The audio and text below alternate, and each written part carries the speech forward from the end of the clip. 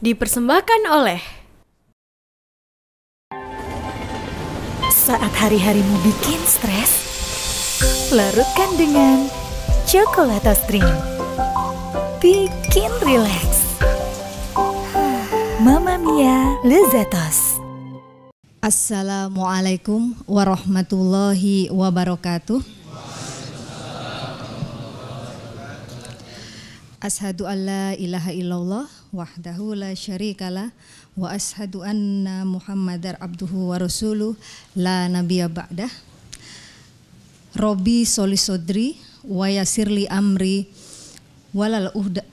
wahlul uhdatan min lisani yafqahu qawli.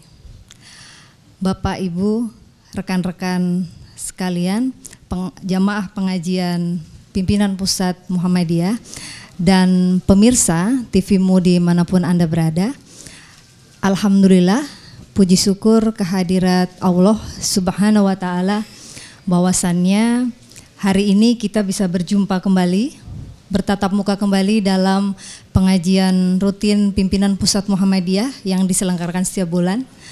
Kalau biasanya kita selalu awal bulan Bapak Ibu ketemu, tapi ini karena juga harus menunggu narasumber yang istimewa hari ini, jadi baru hari ini kita bisa bertemu. Nah, tentu saja bahwa hari ini kita kedatangan banyak tamu. Ada Ketua PWM Jambi, silakan, mana Bapak? Ada ya, alhamdulillah Bapak bisa bersilaturahmi di acara pengajian pada malam hari ini. Dan tentu juga ada dari pimpinan wilayah Muhammadiyah DKI Jakarta dan juga beberapa teman aktivis dari Nasyatul Aisyah dan dari Ibu Aisyah. Terima kasih Ibu. Baik Bapak Ibu sekalian, bertepatan dengan malam Isra Mi'raj sebetulnya ya, karena besok kita akan memperingati hari Isra Mi'raj. Nah, hari ini tema kita adalah terkait kepemimpinan yang melayani. Jadi kalau setiap bulan kita selalu punya tema yang menarik, dan kali ini adalah soal kepemimpinan yang melayani dan perempuan gitu ya, dan perempuan. Alhamdulillah jarang-jarang Bapak Ibu PP Muhammadiyah bisa menghadirkan perempuan, dan ini sebenarnya harusnya 3, tapi yang Ibu Dokter Cecilia berhalangan hadir. Jadi alhamdulillah ada 2 narasumber hari ini, dan tentu saja ini terasa sangat spesial dan sangat berkarisma.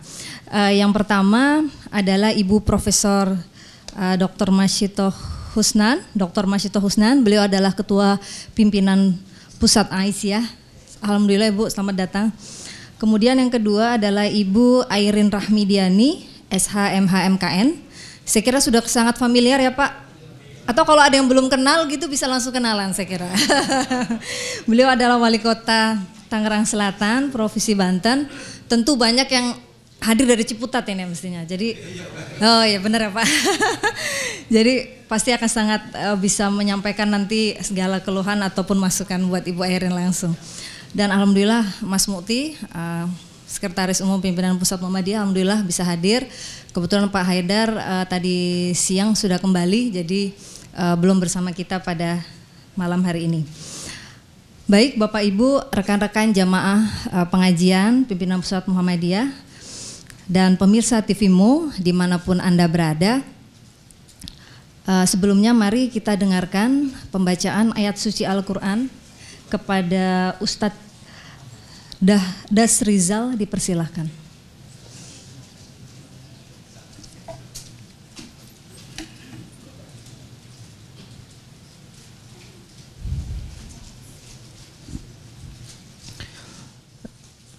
Assalamualaikum warahmatullahi wabarakatuh.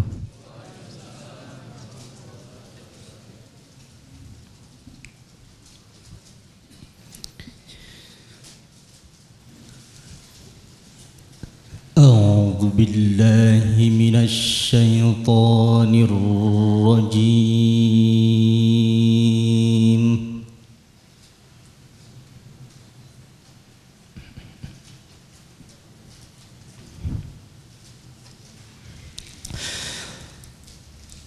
Bismillahirrahmanirrahim.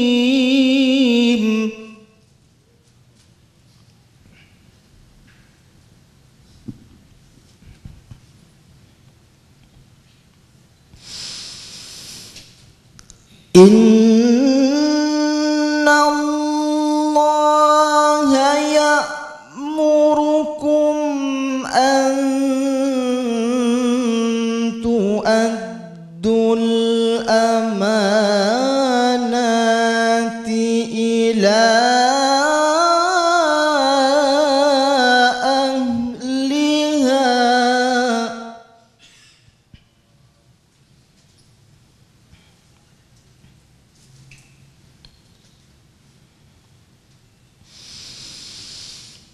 wa idza hakamtum bainan nasi an tahkumu bil adli innallaha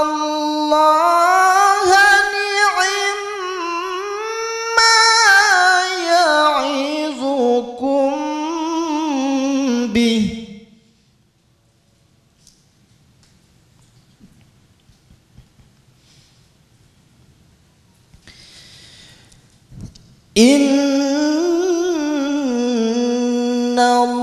Innallaha kana sami'an basira.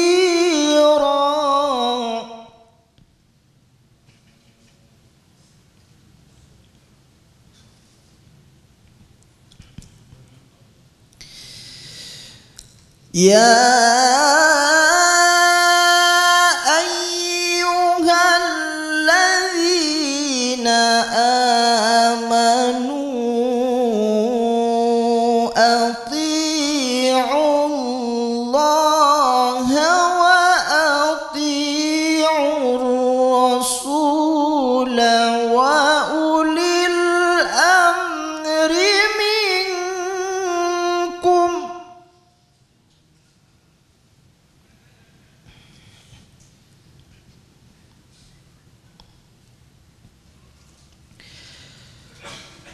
فَإِن تَنَازَعْتُمْ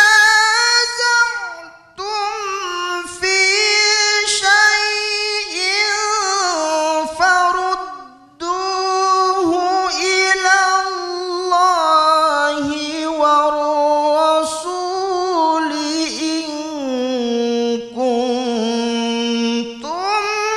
تُؤْمِنُونَ بِاللَّهِ.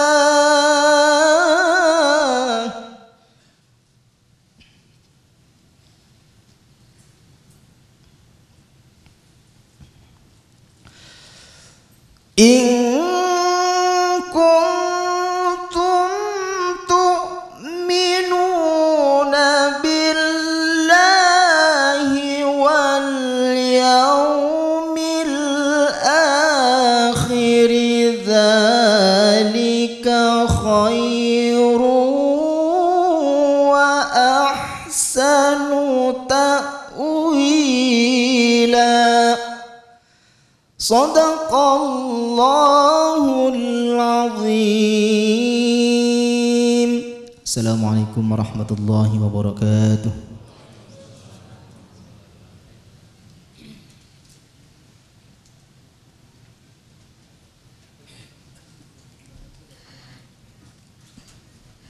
Terima kasih kepada Ustadz Masuri, maaf koreksi nama tadi Ustadz Darizal.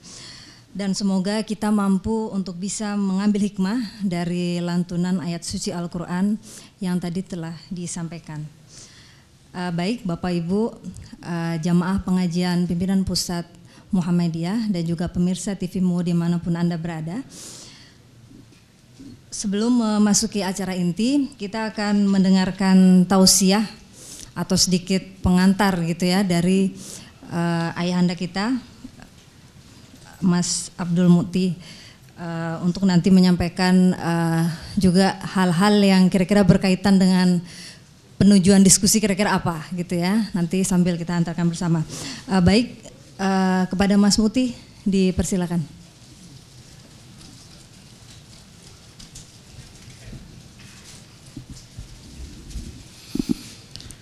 Assalamualaikum warahmatullahi wabarakatuh. Alhamdulillahi wa kafa, wassalatu wassalamu ala nabiyil mustafa wa ala alihi wa sahbihi wa manittaba'al huda, amma ba'd.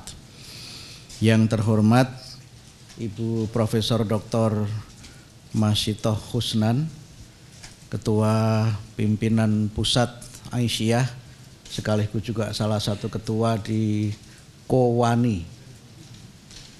Kemudian yang kami hormati Ibu Hajah Airin Rahmi Diani, SH, MH, MKN, Wali Kota Tangerang Selatan, Bapak-bapak, Ibu-ibu, jamaah pengajian bulanan PP Muhammadiyah yang hadir di Aula Kiai Haji Ahmad Dahlan PP Muhammadiyah, para warga Persyarikatan Muhammadiyah yang pada malam hari ini menyaksikan dan mengikuti pengajian melalui layar TV-mu, serta seluruh pemirsa baik yang dari internal warga Persyarikatan maupun khalayak yang menyaksikan pengajian pada malam hari ini.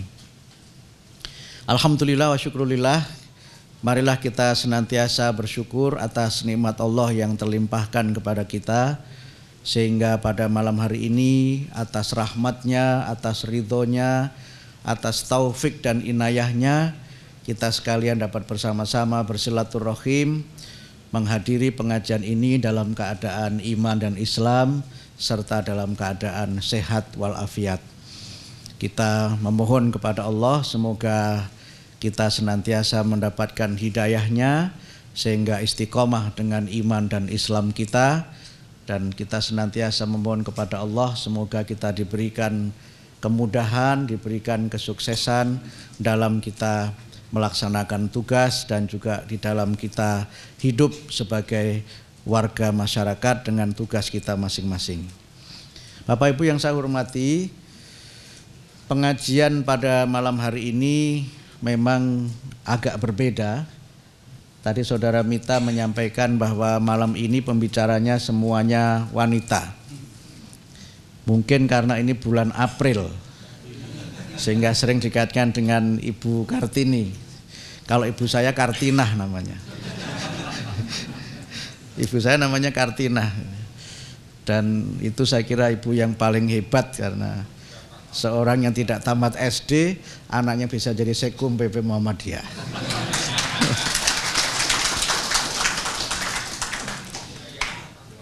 Pengajian ini juga khusus karena Ibu Airin berkenan hadir. Walaupun tadi MC menyampaikan ada warga Ciputat dan sebagainya, saya memang sempat berpikir jangan-jangan ini bukan pengajian PP, tapi ini pengajian warga Tangerang Selatan. Bu Rektor ini warga Tangerang Selatan, saya juga warga Tangerang Selatan. Ini ada Pak Wahid yang juga sekretaris PDM Tangerang Selatan. Kemudian ada istri saya juga warga Aisyah Tangerang Selatan. Kalau tahu begini pengajian kita pindah sebenarnya.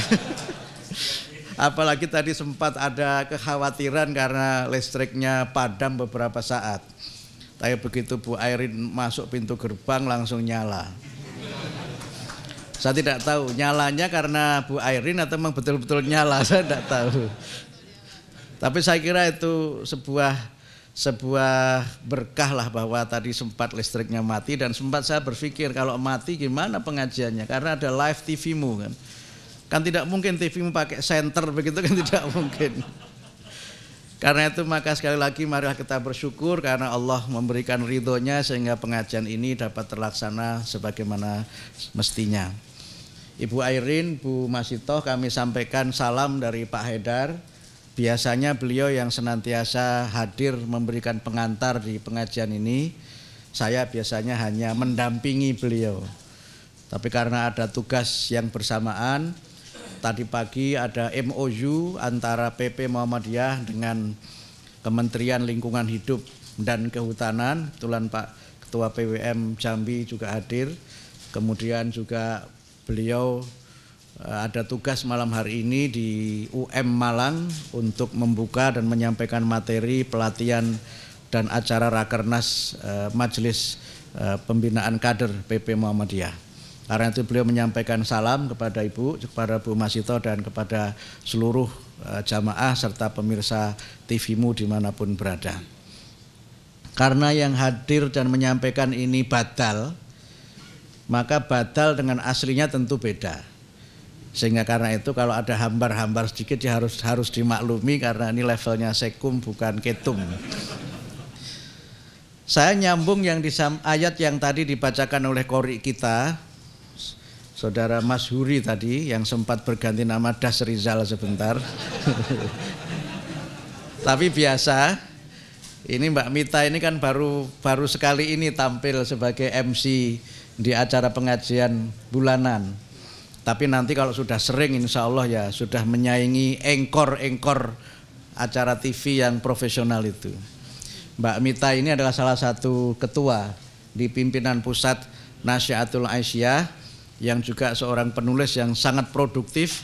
Tulisan-tulisannya banyak dimuat di koran nasional terkemuka, terutama yang berbahasa Indonesia dan berbahasa Inggris, dan tidak pernah dimuat yang berbahasa Jawa. Karena itu maka terima kasih Mbak Mita sudah menyempatkan untuk menjadi moderator pada pengajian malam hari ini. Bapak Ibu yang kami hormati, kalau kita bicara mengenai kepemimpinan, maka ada sebuah fenomena menarik dalam konteks keindonesiaan dan dalam konteks dunia Islam. Kalau kita coba cermati, di sekitar kita itu sekarang ini banyak sekali kepala daerah yang perempuan. Jadi tadi Bu Airin sebelum acara pengajian menyampaikan beberapa pejabat atau beberapa kepala daerah di sekitar kita, Jabodetabek dan kemudian Banten, itu banyak sekali yang perempuan. Yang rencananya kita hadirkan itu Bupati Karawang, tapi beliau tidak bisa hadir karena ada acara di Jawa Barat, ada MTQ di Bandung kalau tidak salah. Sebelum itu sempat kita rencana mengundang Bu Risma, yang juga seorang wali kota yang cukup fenomenal dan sukses, dan beliau berhalangan karena ada acara di Istanbul di Turki. Kemudian Bu Masito sempat menawarkan bagaimana kalau mengundang Bupati Bogor yang juga perempuan. Tadi Bu Erin juga cerita Bupati Bekasi juga perempuan. Jadi ada pertanyaan kemudian mengapa banyak sekali perempuan yang menjadi kepala daerah? Apa karena pemilihnya sebagian bapak-bapak, saya tidak tahu. Walaupun secara statistik kalau kita lihat mayoritas pemilih kita itu perempuan. Sehingga kalau kita kemudian mencoba mendekati realitas politik ini dari sudut pandang politik dan dari sudut pandang agama, memang menjadi menarik. Karena masih ada anggapan di masyarakat bahwa pemimpin itu tidak bisa, perempuan itu tidak bisa menjadi pemimpin. Dalil yang dipakai adalah ar-rijalu qawwamuna 'alan nisa. Itu saya kira masyhur ayat itu ya. Dan sering dimaknai bahwa rijal itu laki-laki, nisa itu perempuan, dan kemudian qawwamun itu dimaknai sebagai kepemimpinan laki-laki atas perempuan. Tetapi kalau kita mencoba membaca beberapa kitab tafsir, qawwamun itu tidak menunjukkan arti kepemimpinan, tetapi menunjukkan arti kompetensi dan kemampuan untuk melaksanakan governance. Sehingga oleh karena itu maka kalau kemudian kita mendekati ayat-ayat Al-Quran di mana ada laki-laki dan perempuan disebutkan, paling tidak ada beberapa istilah yang merujuk kepada laki-laki dan merujuk pada perempuan. Al-Quran menggunakan lafadz rijal atau rojul yang di Padang menjadi rizal itu. Saya kira rijal itu dari rijal mungkin ya Pak, bahasa Melayunya. Mungkin karena ngajinya kurang fasih jadi rijal jadi rizal itu. Yang kemudian juga kita menemukan Quran menggunakan kata-kata zakar yang juga berarti laki-laki. dan kemudian menggunakan kata-kata nisa dan mar'ah untuk perempuan. Kalau kita mencoba menggunakan pendekatan semantik dan pendekatan lughat atau bahasa, maka serta juga kita coba menggunakan pendekatan tafsir maudhu'i, maka rojul itu menyebutkan laki-laki dalam konteks maskulinitasnya atau dalam konteks kelelakiannya, sehingga itu menunjukkan kepada kemampuan yang dimiliki. Mungkin dalam bahasa anak muda itu kira-kira kejantanannya, kira-kira begitu. Sedangkan kalau dzakar itu menunjukkan laki-laki sebagai jenis kelaminnya. Begitu juga dengan perempuan, ketika Quran menggunakan kata-kata mar'ah, itu hubungannya perempuan dengan kemampuannya, sedangkan kalau nisa itu dengan jenis kelaminnya. Sehingga pada konteks itu maka Al-Quran menekankan bahwa masing-masing makhluk Allah yang laki-laki maupun perempuan itu memang memiliki sifat-sifat dan memiliki kodrat yang dia bersifat given, gitu. Sudah pemberian yang tidak mungkin dirubah, tetapi juga ada sifat-sifat yang dia itu bisa dibentuk. Mungkin dalam bahasa Tangerang Selatannya itu ada sesuatu yang sifatnya diterima by nature, tapi juga ada sesuatu yang diterima by nurture, gitu. Kalau by nurture itu yang memang sudah takdirnya begitu. Tetapi kalau by nurture itu bisa by education, bisa karena pendidikan, bisa karena proses-proses sosial yang membuat laki-laki menjadi laki-laki atau perempuan menjadi perempuan. Karena itu maka dalam konteks pendidikan Islam menekankan agar sejak awal perempuan itu dididik supaya benar-benar menjadi perempuan dengan segala sifat-sifatnya, dan laki-laki juga dididik supaya menjadi laki-laki dengan segala sifat-sifatnya, karena tidak boleh laki-laki menyerupai perempuan dan perempuan tidak boleh menyerupai laki-laki. Kalau laki-laki menyerupai perempuan namanya Joko diganti Jackie. Kira-kira begitu. Melambai biasanya begitu, agak genit. Nah, karena itu maka ketika kita menafsirkan ayat yang saya bacakan tadi itu konteksnya adalah ability, kompetensi, bukan jenis kelamin. Dan kemudian kalau ada hadis yang juga populer, hadis yang menyebutkan la yuflihul qaum walau amruhum imro'ah, gitu. Tidak akan sukses suatu kaum kalau pemimpinnya itu perempuan. Ini yang sering kali dipakai kalau kampanye-kampanye melawan kandidat perempuan. Biasanya hadis ini populer, mungkin Bu Airin mengalami mungkin. Nanti bisa diceritakan juga, Bu. Saya tidak ahli hadis jadi tidak berani panjang-panjang cerita. Saya ini ahli hadas, tidak ahli hadis. Kalau hadis itu kita lihat dari asbabul wurudnya atau sebab turunnya, itu terjadi ketika Rasulullah Muhammad mendapatkan informasi dari seorang sahabat bahwa Raja Kisra, Raja Persia itu menyerahkan tampuk kepemimpinannya kepada anak perempuannya yang masih muda belia.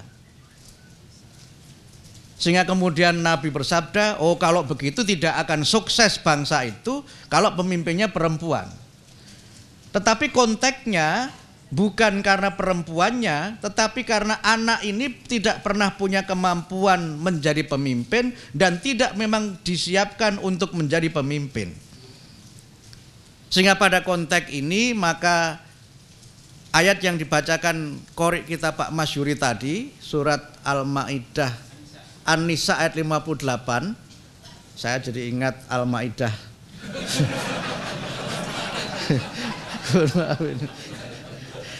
An-Nisa 58 itu menegaskan innallaha ya'murukum an tu'addul amanati ila ahliha wa idza hakamtum bainan nas an tahkumu bil adl innallaha ni'ma ya'idukum bih ila akhiril ayah.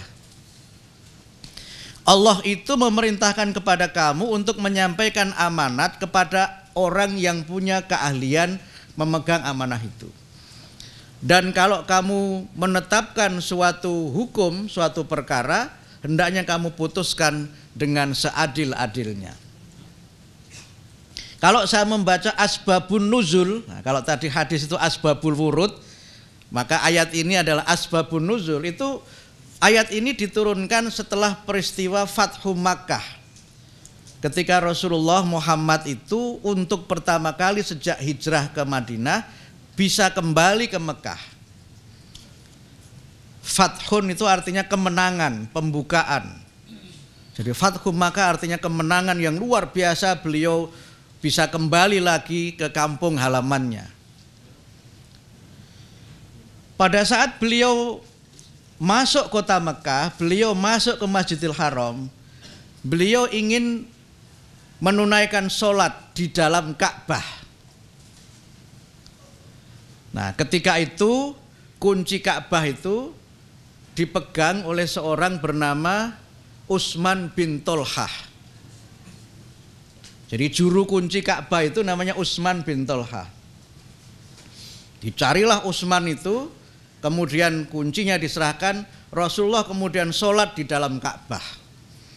Nah, saya tidak tahu sholat di dalam Ka'bah itu menghadapnya kemana.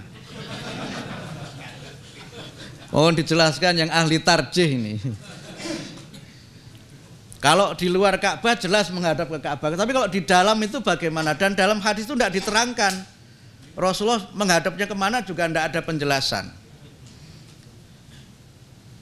Nah, ini juga menjelaskan bahwa Ka'bah itu di dalamnya kosong.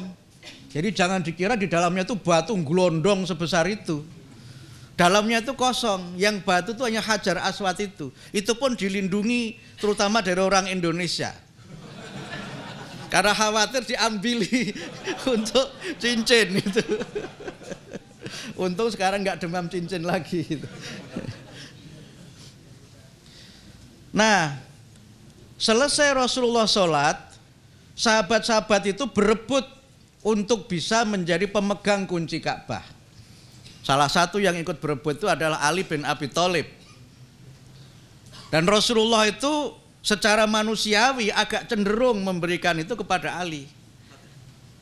Dan juga keluarga Rasulullah yang lain juga ikut ingin menjadi pembawa kunci Ka'bah. Kira-kira pembawa kunci Ka'bah itu kan peranannya ada dua, kunci Ka'bah dan pengairan Ka'bah. Jadi kalau sekarang kira-kira dinas apa itu ya Bu namanya? Dinas pembangunan ya Bu, iya dinas pembangunan lah, dan pengairan. Pengairan, bukan pengairian. Pengairan, kalau pengairian kan airin ini. Pengairan.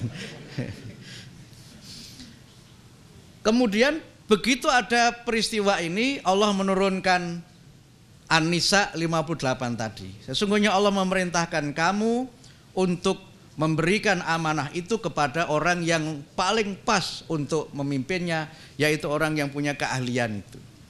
Dalam sebuah riwayat disebutkan bahwa Utsman bin Tolhah ini Kristen. Dan Rasulullah kemudian sesuai dengan ayat ini memberikan kepercayaan pemegang kunci Ka'bah itu kepada Utsman bin Tolhah karena dianggap lebih amanah dan terbukti dapat melaksanakan tugas dengan baik walaupun dia agamanya berbeda. Nah, kalau kira-kira ayat ini dipakai oleh tim suksesnya Pak Ahok, ceritanya lain DKI Jakarta itu. Saya cerita ini juga karena sudah selesai. Kalau masih dikira saya pro itu. Jadi memang ayat-ayat ini harus kita keluarkan pada saat-saat yang tepat. Karena itu maka ahliyah itulah kunci dalam kepemimpinan itu. Sehingga ada sebuah hadis yang masyhur, idza wusidal amru ila ghairi ahlihi fantadhiri sa'ah. Kalau suatu urusan itu diserahkan kepada orang yang tidak punya kemampuan untuk menyelenggarakannya, maka tunggu kehancurannya. Kalau saya baca hadis ini lengkapnya, ini saya agak banyak bicara hadis ini walaupun tidak ahli hadis. Itu disebutkan kalau kita baca dalam Sahih Bukhari, itu disebutkan ketika dalam sebuah pengajian kira-kira seperti ini, itu ada seorang sahabat yang mengacungkan tangan bertanya di tengah-tengah ceramah Rasulullah. Sahabat itu bertanya, mata sa'ah ya Muhammad, kapan kiamat itu terjadi? Nah, karena Rasulullah belum selesai memberikan ceramah, tidak dijawab pertanyaan itu, beliau melanjutkan lagi ceramahnya. Nah, orang ini tanya lagi, Muhammad, mata sa'ah, Muhammad kapan kiamat itu? Dan beliau Rasulullah tidak menjawab pertanyaan itu, melanjutkan kembali ceramahnya. Sampai kemudian beliau selesai, baru kemudian bertanya, mana laki-laki yang tadi bertanya tentang kapan datangnya kiamat itu? Nah, rupanya dia nyandar di belakang, agak ngantuk-ngantuk, kira-kira begitu. Nah, kalau yang ini tambahan saya, tidak ada di hadisnya. Kalau ada tambahan berarti hadis itu mungkar. Nah, kemudian beliau menjawab, kiamat itu terjadi kalau suatu urusan diserahkan bukan kepada orang yang punya keahlian. Jadi kalau kita lihat ini as-sa'ah itu artinya tidak sekedar hancur di mana suatu urusan itu menjadi gagal. Tetapi kalau kita lihat dalam konteks hadisnya itu justru kiamat kalau urusan itu diserahkan tidak kepada orang yang punya keahlian.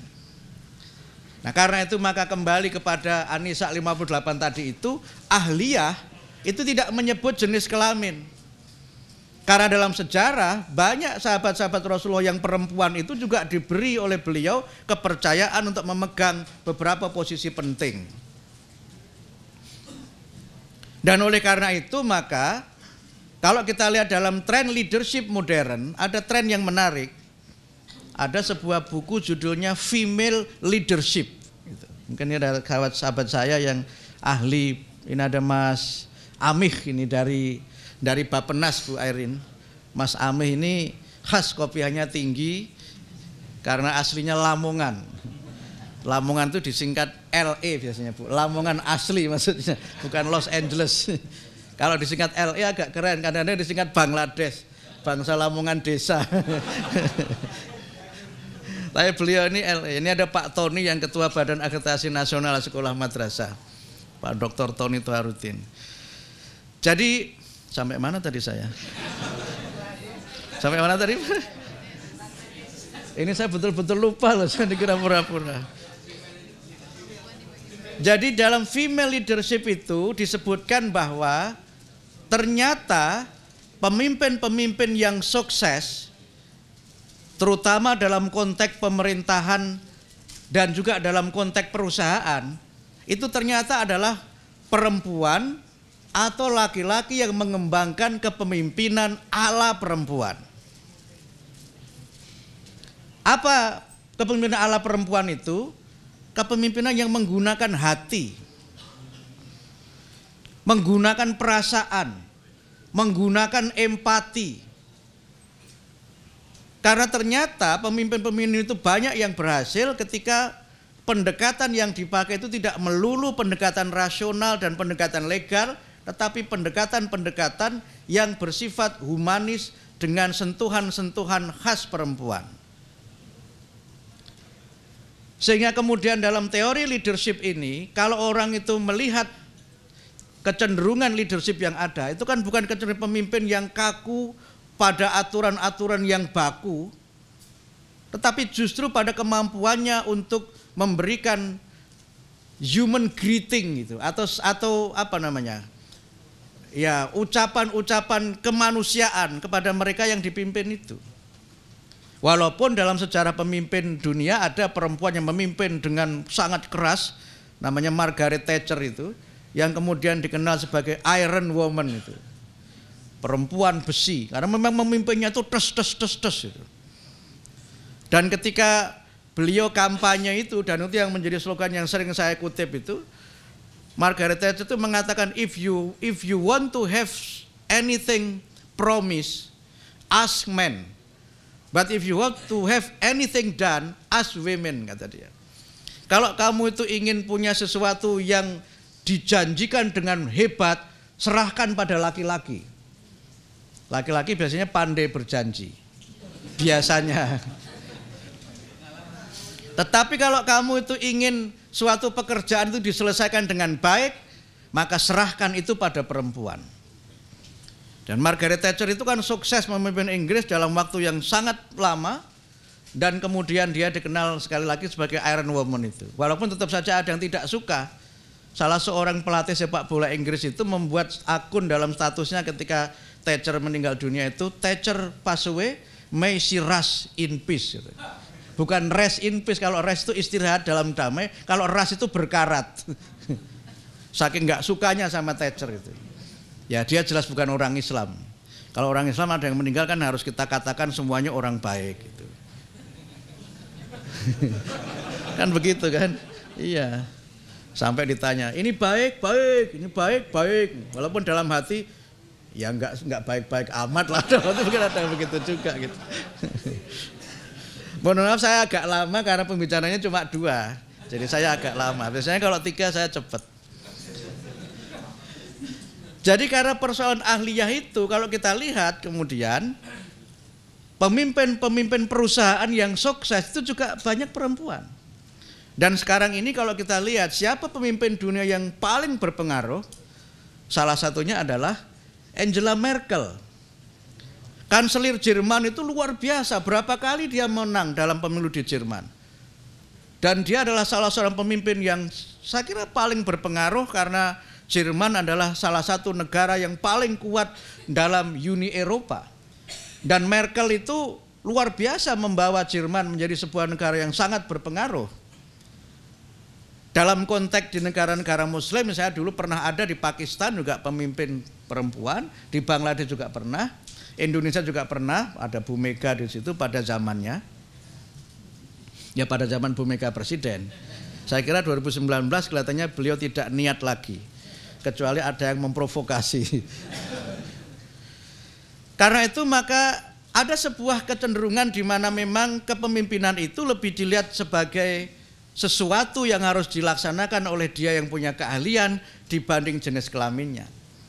Dan dalam konteks ini maka kenapa kemudian akhir-akhir ini banyak pemimpin perempuan yang tampil dan sukses memimpin daerahnya, saya kira itu punya paling tidak 3 makna.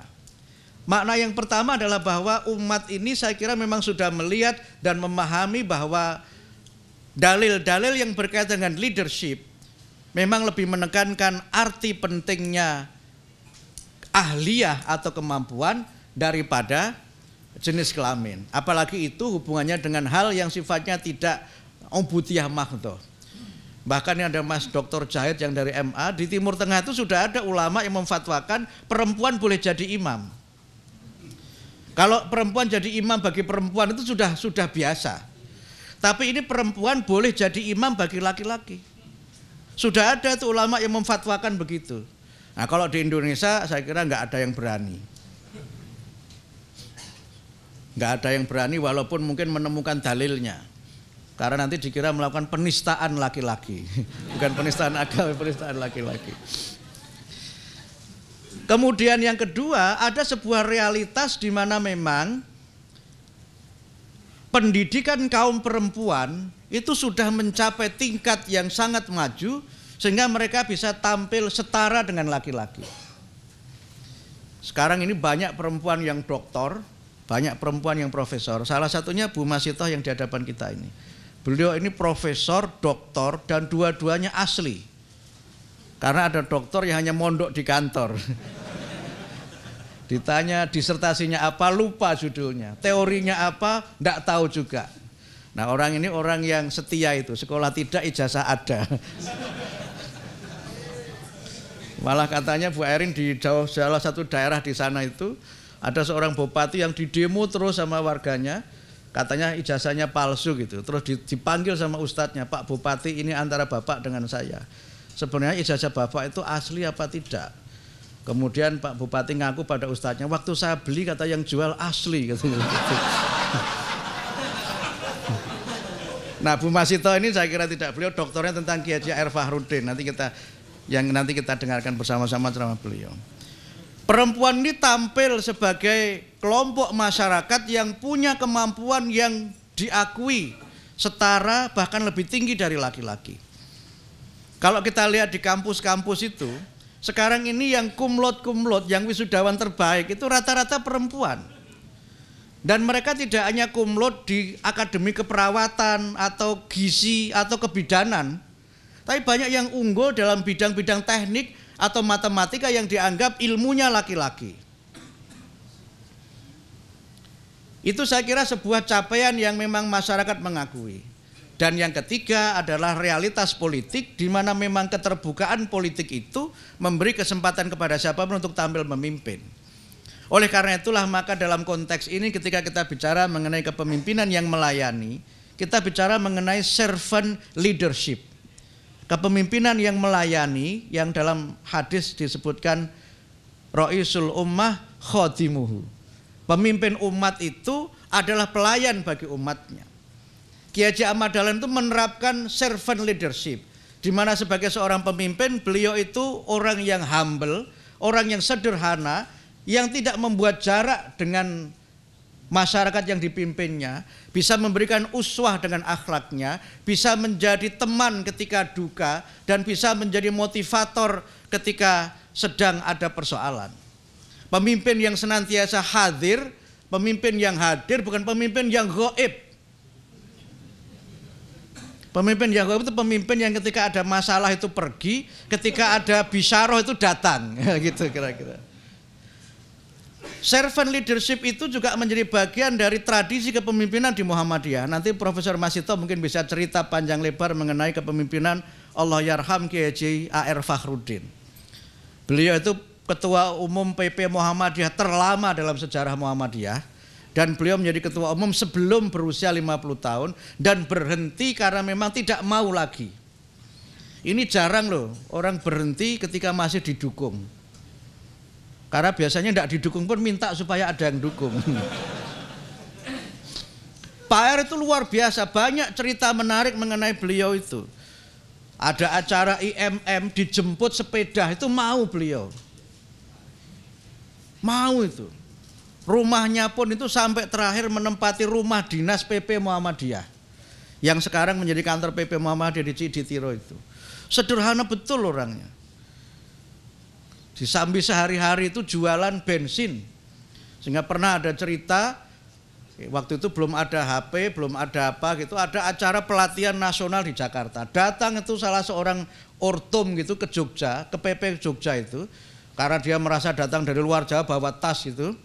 Kemudian minta sang pemuda ini bukan pemuda Muhammadiyah, pokoknya pemuda begitu, atau laki-laki lah kira-kira begitu. Ini minta, Pak tolong koper saya dibawakan. Nah bapak ini tidak tanya apa-apa karena diminta ngangkat koper, diangkat koper itu diletakkan di salah satu ruangan di kantor PP Jogja yang Ahmad Dahlan. Itu kantor PP yang asli pakai shot katanya. Asli pakai shot. Kalau yang Ciditiro kan asli pakai sin. Nah, setelah diletakkan, nak kopernya sudah saya taruh di ruangan, silahkan beristirahat. Nah, sang anak muda ini ya tidak terima kasih tidak apa, merasa ada acara nasional, baru ikut pelatihan nasional saja sudah merasa tokoh nasional. Padahal baru pelatihan itu. Gitu. Kemudian ketika acara dimulai, sambutan Ketua Umum PP Muhammadiyah, yang sambutan itu bapak yang diminta ngangkat koper itu. Sang pemuda itu karena masih betul-betul pemuda, pingsan itu. Ya Allah, yang ngangkat koper itu Ketua Umum PP. Nah, kalau kira-kira yang diminta itu saya bilang, kamu tahu nggak saya ini sekum? Saya mungkin bilang begitu. Tapi Pak AR tidak seperti itu. Dan banyak cerita kemuliaan-kemuliaan yang luar biasa itu. Dan memang beliau itu memimpin dengan ceria, nothing to lose. Ceria betul, tidak khawatir kehilangan jabatan dan tidak khawatir kehilangan muruah hanya gara-gara diminta ngangkat koper. Dan banyak pejabat yang untuk mendapatkan muruah itu berlapis-lapis buat aturan. Ketemu saja itu protokolernya rangkap 5. Nah kalau Bu Airin tidak. Bu Airin nggak pakai protokoler saya kira. Protokoler paling ngecek sudah siap apa belum ruangannya, kira-kira begitu. Tapi maksud saya apa? Tradisi kepemimpinan seperti ini adalah tradisi kepemimpinan di mana pemimpin itu hadir, menyelesaikan persoalan dan betul-betul menjadi bagian dari masyarakat yang dipimpinnya. Oleh karena itulah maka tema pengajian pada malam hari ini, kepemimpinan yang melayani, adalah usaha kita untuk menghadirkan bagaimana kita ini bisa menjadi bangsa yang pemimpinnya itu memang melayani masyarakatnya. Pemimpin yang dia itu tidak ingin diproteksi dengan segala lapisan-lapisan undang-undang yang membuatnya menjadi kebal karena aturan. Oleh karena itulah maka pada malam hari ini saya sudah terlalu lama ceramah juga. Kami mohon dengan hormat kepada Profesor Dr. Masito untuk nanti bisa menyampaikan ceramahnya tentang tema ini, dan juga kepada Ibu Airin, Ibu Haja Airin juga nanti juga menyampaikan pengalaman-pengalamannya sebagai wali kota Tangerang Selatan yang sudah 2 periode. Waktu saya undang beliau itu beredar WA di grup Muhammadiyah Cabe Ilir tempat saya itu. Wah, Bu Airin sudah jadi pembicara pengajian PP, ini ada gelagat mau jadi tokoh nasional. Saya dalam hati sudah dari dulu tokoh nasional, nasibnya aja ada wali kota. Tapi saya nggak tahu. Nasib itu jangan diartikan jelek, jadi presiden juga nasib. Karena nasib itu artinya bagian yang harus kita terima, itu artinya nasib. Jadi jangan diartikan nasib itu sial. Penting jadi wali kota. Jauh di atas ketua RT tentu saja. Karena itu maka kami mohon untuk nanti Ibu berdua dapat menyampaikan pengalamannya, wawasan dan ilmunya. Dan dari saya sebagai pengantar, mohon maaf pengantarnya agak panjang. Saya sekali lagi menyampaikan terima kasih. Dan juga mohon maaf jika ada kekurangan baik dalam kami menerima maupun dalam kami menyampaikan pengantar pada pengajian malam hari ini. Tadi belum dibuka sama Mbak Mita, izinkan saya pengajian malam hari ini mari kita buka bersama dengan membaca basmalah.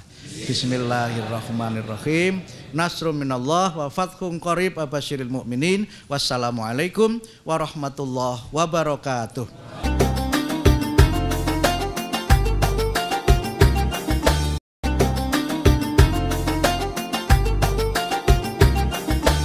Dipersembahkan oleh saat hari-harimu bikin stres, larutkan dengan Cokolata Stream. Bikin rileks. Mamma Mia Lezatos. Bismillahirrahmanirrahim. Assalamualaikum warahmatullahi wabarakatuh.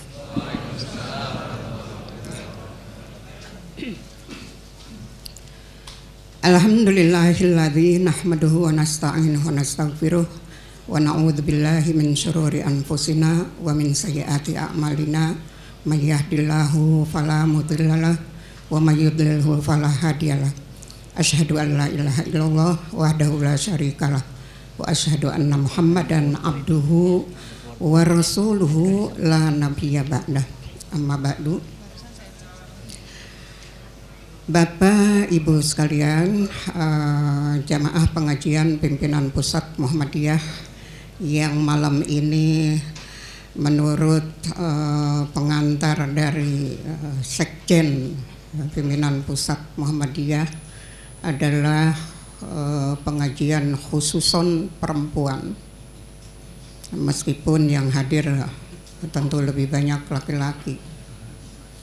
Mengapa khususon? Tadi sudah dikatakan juga bahwa ini mungkin bulan April, tapi sayangnya mestinya pada tanggal 21 April, jadi begitu. Oleh karena itu sempurnalah pengajian ini memang dikhususkan, bukan dikhususkan untuk perempuan, tetapi topiknya memang topik perempuan. Bapak Ibu sekalian serta para pemirsa TV-mu yang kami banggakan, saya mungkin hanya mengulas saja dari apa yang disampaikan oleh mubaligh kita, itu Ustadz Abdul Mukti. Bapak Kiai, Kiai Ustadz Al-Mukarram Haji Abdul Mu'ati. Tadi Pak Haidar di Kementerian Lingkungan Hidup dipanggil Pak Kiai. Dalam hati saya di Muhammadiyah itu yang namanya Kiai sangat langka. Tapi sekarang Pak Haidar sudah dapat predikat Kiai oleh pemerintah. Mengapa demikian? Ya tentu pasti ada alasan. Tapi bahwa buat kita apapun itu di lingkungan kita Muhammadiyah memang itu tidak menjadi kebiasaan. Meskipun kapasitas seseorang di lingkungan Muhammadiyah itu sudah sangat-sangat layak untuk disebut sebagai kiai. Banyak sekali kalau memang ya seperti yang kita ketahui sementara ini. Ibu Airin yang saya panggil Mbak saja, yang saya cintai. Beliau ini teman seperjuangan saya, Bapak Ibu tadi sudah disebutkan, karena kami tinggal di Tangerang Selatan. Berjuang ketika ada situ gintung jebol gitu. Kami naik ojek, turun naik motor, masuk melihat keluar masuk ke rumah, melihat korban-korban dengan juga Bu Atut, yang rasanya kenangan itu tidak pernah saya lupakan. Betapa tidak, karena saya tidak menyangka kalau ternyata UMJ menjadi lautan yang sampai satu lantai ini terendam air. Kami tidak menyangka sama sekali. Nah, apa yang kami lakukan tentu ya apa yang bisa kami lakukan bersama-sama dengan mahasiswa kami yang fakultas kedokteran itu calon-calon dokter. Kerjakan apa yang kalian bisa kerjakan untuk menolong para korban saudara kita. Banyak yang bisa ditolong itu tertolong oleh para mahasiswa kita fakultas kedokteran UMJ. Nah, bersama Bu Atut, bersama Bu Airin juga kita keliling terus menerus, tidak kurang dari 2 bulan itu kami mengurus kampus yang kena korban situ gintung. Tapi alhamdulillah tentu semua musibah ada hikmahnya. Bapak Ibu, saya tidak mengomentari panjang lebar tentang itu, tetapi bahwa saya juga ingin mengomentari tentang perempuan ini. Pak Kiai tadi sudah bahkan menafsirkan, wah luar biasa ini tafsir hadis ayat. Wah ini memang sudah pantas dipanggil Pak Kiai. Ketika saya ingin mengomentari begini, ketika mufti mana Mas, Mesir atau mana sudah membolehkan perempuan menjadi imam salat. Di sini jelas tidak akan boleh, pasti itu.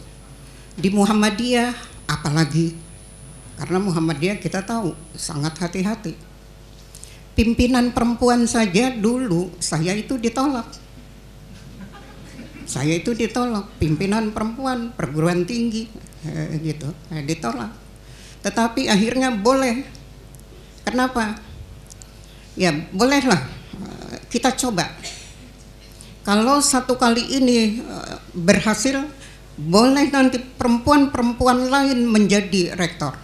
Tetapi kalau yang ini tidak berhasil, jangan harapkan yang lain ingin jadi rektor.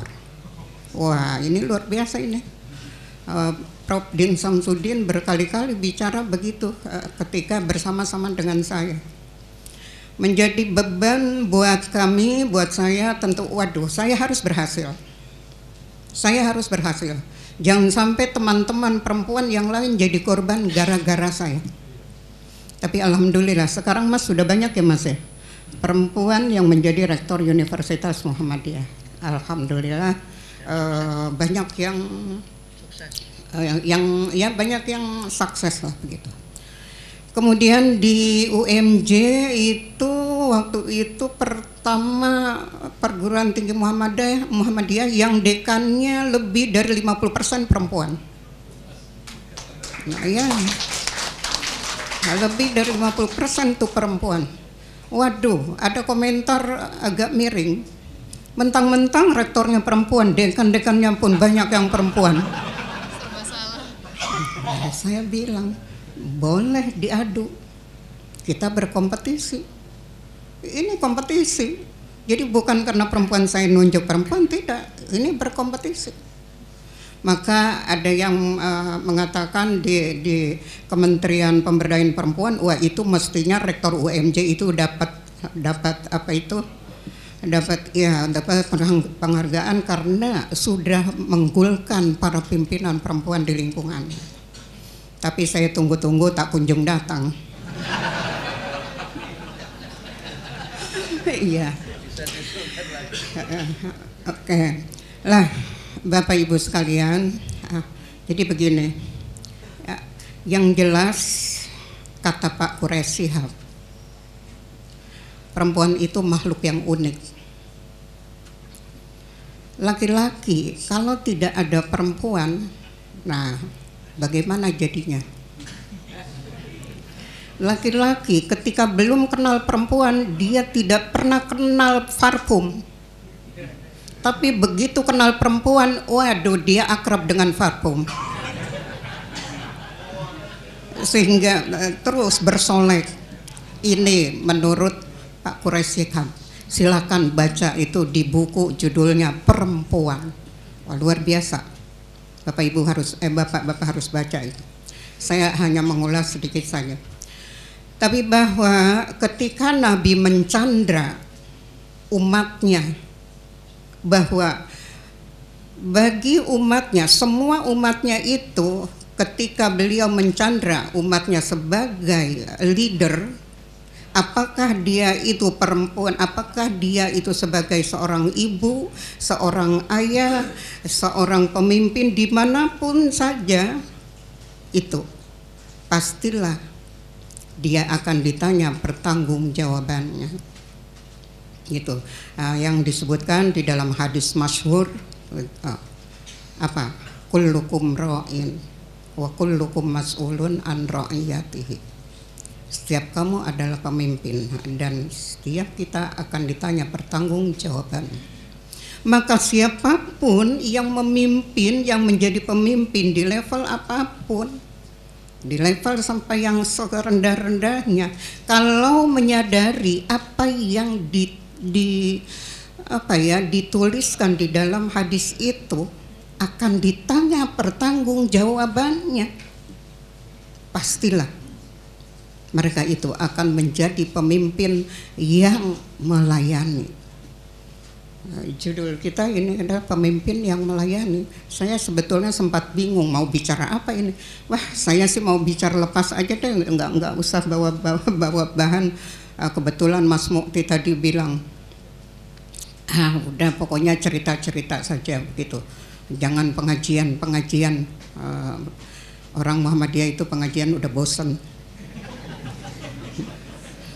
Jadi udah cerita saja apa yang bisa disampaikan.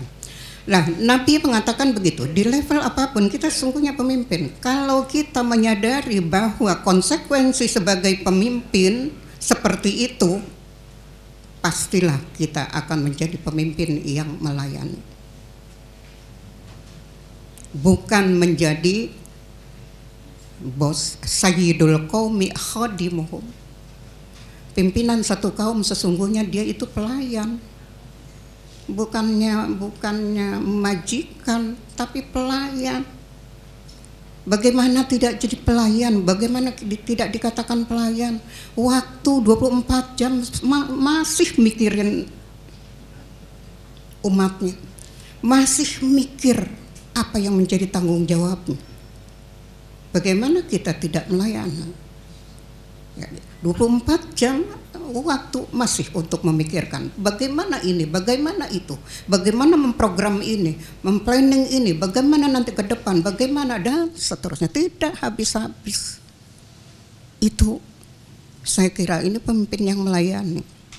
Seperti Ibu Airin, saya tahu persis Ibu Airin itu adalah orang pimpinan di Tangsel yang dicintai rakyatnya, yang dicintai. Mengapa? Sampai 2 periode, karena dicintai. Kalau tadi disebut Pak A.R. Fahrudin, mengapa sampai 22 tahun? Karena beliau pimpinan yang dicintai. Ketika beliau ceramah, sejuk. Beliau selalu membawakan isi ceramahnya yang menyenangkan, yang menenteramkan. Meskipun sesungguhnya menohok kita para pendengar, tapi kita tidak terasa kalau sesungguhnya kita menjadi sasaran ceramah beliau karena gaya pembawaannya itu. Sebagaimana sekjen kita ini itu kan pembawaannya, gayanya itu itu Pak AR juga begitu.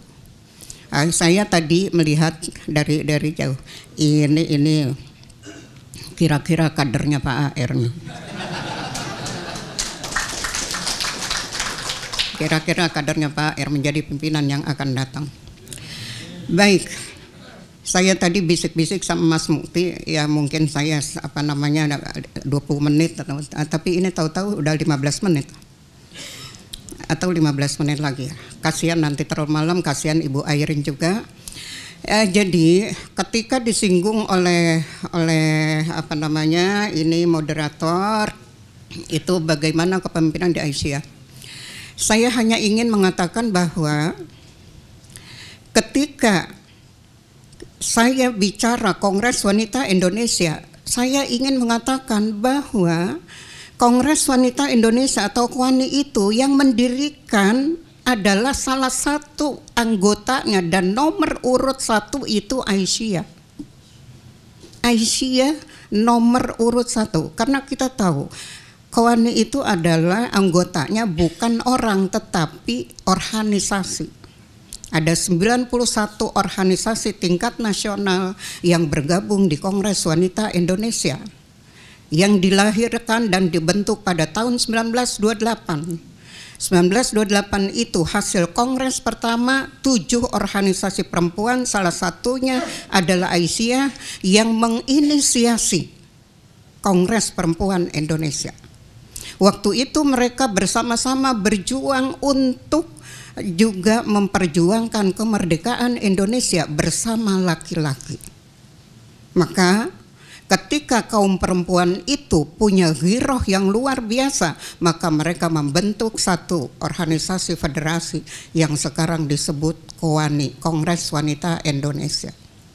Di tingkat provinsi, di tingkat wilayah itu ada organisasi BKOW, mungkin Pak Ketua PWM Jambi itu pasti tahu. Di tingkat provinsi ada BKOW. Di bawahnya GOW di tingkat kabupaten kota. Itu juga kumpulan organisasi-organisasi perempuan tingkat provinsi. Masing-masing memperjuangkan nasib kaum perempuan, yaitu perempuan dan keluarga, kaum perempuan dan keluarga serta anak. Nah, Bapak Ibu sekalian, yang dilakukan Aisyah menjelang sudah masuki abad kedua ini memang sesungguhnya menindaklanjuti perjuangan para pimpinannya yang dahulu. Bagaimana para pimpinan Aisyah, saya kira sama saja dengan yang lain-lain kepemimpinan perempuan, tapi bahwa insya Allah mereka yang menjadi pimpinan itu jika menyadari apa yang disabdakan oleh Rasulullah itu, wa huwa mas'ulun an ra'iyatihi, insya Allah itu akan menjadi pimpinan yang melayani. Di Muhammadiyah juga seperti itu. Nah, saya hanya ingin, ini kan akan ada ibu-ibu muda, banyak ibu-ibu muda atau calon-calon ibu. Ketika Rasul mencandra umatnya untuk menjadi leader, apakah dia sebagai seorang ibu? Nah, di sini saya ingin tekankan bagaimana tanggung jawab seorang ibu untuk keberhasilan anak-anaknya kelak. Saya selalu ingin mengatakan bahwa surat An-Nisa ayat 9 sesungguhnya menyentil kaum ibu itu.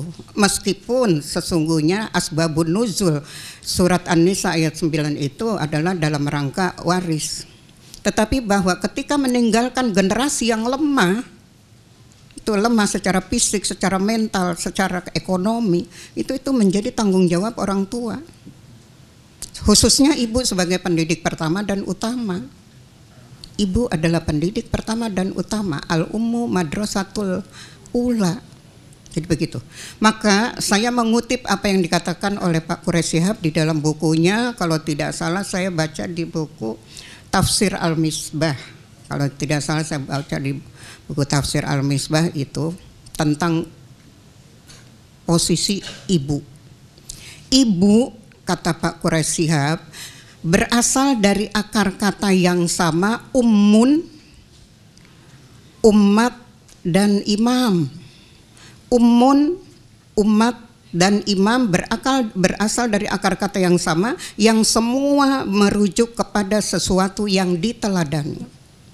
Ummun yang bisa diteladani, umat yang bisa diteladani, dan imam yang bisa diteladani.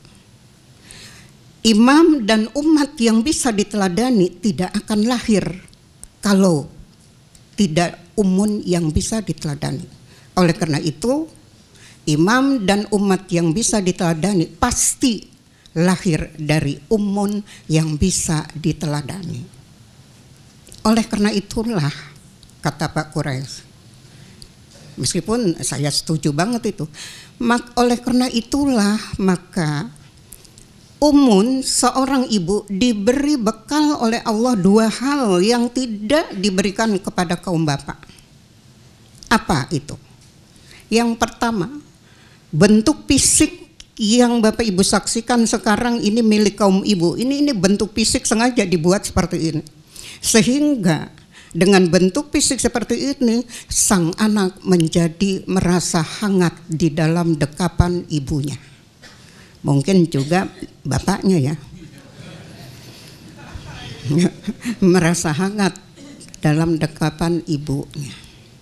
Coba saja kalau anaknya nangis, kalau langsung ditolong oleh ibunya diam, tapi kalau ditolong bapaknya belum tentu diam, malah tambah nangis. Nah, ini memang kekhasan ibu yang itu sudah diberikan kepada kaum perempuan. Yang kedua, secara psikis itu kaum ibu dia mudah apa ya? Ketika anak-anaknya mendapat mungkin ya apakah masalah, musibah atau apa, biasanya ibu yang nyambung duluan. Bapak itu tenang-tenang saja, seperti tidak ada apa-apa. Tapi ibu yang sudah gelisah dan seterusnya.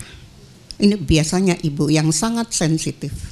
Itulah bekal yang diberikan kepada kaum ibu, karena tugasnya berat untuk melahirkan imam dan umat yang bisa diteladani. Alhamdulillah kalau di lingkungan kita ini, di sekitar kita ini, semuanya Bapak Ibu tentu adalah pemimpin-pemimpin yang bisa diteladani. Ibu Airin juga pemimpin yang bisa diteladani. Pasti lahir dari seorang ibu yang bisa diteladani. Apalagi tadi Pak Sekjen, Ibu Kartinah itu waduh yang sangat bisa diteladani karena melahirkan sekretaris jenderal gitu ya, sekretaris jenderal pimpinan pusat Muhammadiyah. Mohon maaf Mas, saya pokoknya kepada beliau itu ya udah harus gitu. Saya juga sering disindir-sindir, nggak apa-apa, nanti saya sindir pula gitu ya. Iya. Oke, sedikit lagi ya, 5 menit lagi. Nah, saya kembali lagi kepada tadi perjalanan sejarah organisasi perempuan dan juga di sini Aisyah. Kemarin saya diminta untuk testimoni ketika GOW Kabupaten Bogor itu akan memperingati Hari Kartini, kemudian wali kotanya menyarankan untuk meminta yang mungkin ya saya tidak tahu apakah saya tokoh Pak bukan kok, atau saya karena direkomendasi oleh Ketua Umum PP Aisyah barangkali untuk testimoni tentang bagaimana inspirasi dari film Nyai Ahmad Dahlan. Apa yang menjadi gitu? Apa yang menjadi dari film Nyai Ahmad Dahlan itu? Adakah kita terinspirasi dalam perjuangan perempuan? Saya bilang iya. Saya ya kita tentu harus bahwa Aisyah sejak awal seperti itu. Maka film Nyai Dahlan adalah bagaimana sepak terjang Nyai Dahlan ketika beliau memperjuangkan nasib kaumnya. dan juga bagaimana Nyai Dahlan juga ikut turun terjun di dalam perjuangan untuk kemerdekaan bangsa Indonesia. Nah, Bapak Ibu sekalian, kemudian ya saya tidak usah cerita kalau soal Aisyah, saya kira ini kita warga Muhammadiyah Aisyah semua sudah tahu. Tapi sebagai penutup, mungkin sebagai penutup ini saya ingin menyampaikan satu hal yang barangkali ini sesuatu yang baru buat Bapak Ibu sekalian. Jadi begini, ketika kami bangga dengan kaum perempuan, maka kami akan lebih bangga lagi. Tengok berapa banyak para pimpinan perempuan, apakah dia pimpinan pemerintahan, pimpinan perguruan tinggi, kepala sekolah, kepala rumah sakit dan seterusnya. Dan yang sangat buat saya itu di zamannya saja dia sudah menjadi contoh. Tengok itu Madrasah Diniyah Padang Panjang. Di Padang Panjang ada Madrasah Diniyah yang dipimpin oleh Rahmah El Yunusiyah. Pada zamannya, di situ tahun 1923 dia lahir, itu Madrasah Diniyah Padang Panjang. Maka ketika Syekh Abdurrahman dari Mesir meninjau perguruan Madrasah Diniyah Padang Panjang itu, beliau tertarik. Bagaimana sih mengelola perguruan untuk perempuan itu, karena khusus perempuan. Syekh Al-Azhar kemudian meninjau ke sana. Kemudian tahun berikutnya Syekh Al-Azhar mengundang Rahmah El Yunusiyah ke Mesir. Untuk apa? Untuk diminta bantuannya menyusun kurikulum bagaimana menerima para pelajar perempuan untuk untuk membuka para pelajar-pelajar maupun mahasiswa perempuan di Al-Azhar. Kita tahu Al-Azhar itu berdiri tahun 732. Sampai dengan 1957 belum punya kelas untuk perempuan. Tapi setelah Rahmah El Yunusiyah diundang ke Mesir, kemudian dibukalah program untuk perempuan.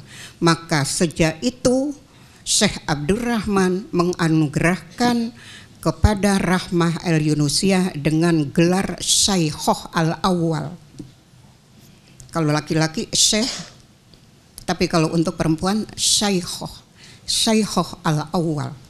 Jadi bukan hanya Syaikhah Al-Awwal di dunia Islam, tetapi tidak hanya Syaikhah Al-Awwal di Indonesia, tetapi di dunia Islam. Nah, ini luar biasa. Kita perlu bangga. Dari Indonesia telah lahir syekh perempuan pertama yang diberikan gelarnya itu oleh Syekh Mesir, Kairo. Nah, Bapak Ibu sekalian, ya masih banyak apa yang bisa kami banggakan di sini, tapi karena terbatas juga waktunya, kasihan tamu kita, undangan kita ini Ibu Airin, Mbak Airin yang cantik gitu ya Mbak. Nanti Mbak bisa cerita pengalaman Mbak, pokoknya apa saja gitu. Mudah-mudahan menjadi inspirasi kami, baik Aisyah maupun Muhammadiyah. Kurang lebihnya saya mohon maaf yang sebesar-besarnya, dan apabila itu benar tentu itu datangnya dari Allah. Apabila salah tentu itu datangnya dari diri saya sendiri. Billahi taufiq wal hidayah. Wassalamualaikum warahmatullahi wabarakatuh.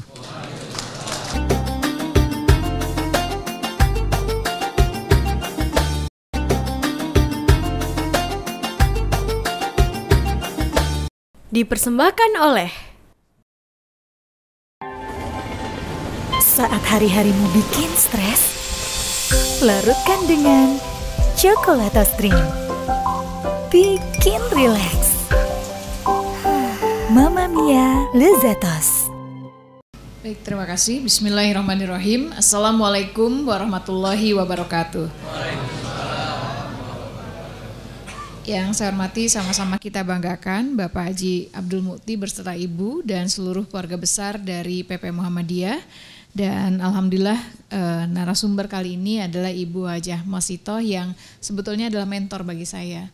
Jadi waktu itu Situ Gintung saya masih ketua PMI ya Bu ya, ketemu dan sama-sama dengan Ibu dan bahkan dan keluarga besar dari STI Ahmad Dahlan, karena yang terkena tidak jauh MJ tapi juga STI Ahmad Dahlan. Dan Mbak Mita terima kasih untuk menjadi moderatornya. Bapak Ibu hadirin sekalian, saya langsung saja.